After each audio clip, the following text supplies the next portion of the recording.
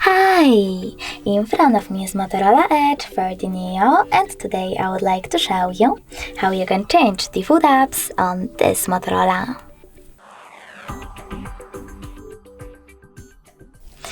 First of all, you need to access Play Store and install your new defaults. I will go with Opera Mini browser. Then, when it's ready, go into Devices Settings. Now you need to click on Apps section and select Default Apps. Finally, click on one of those options. I will go with Browser app. Click on your app that you wish to set up instead, in my case Opera Mini, and when you're ready, tap on the back button. As you can see, after that, my default app has changed.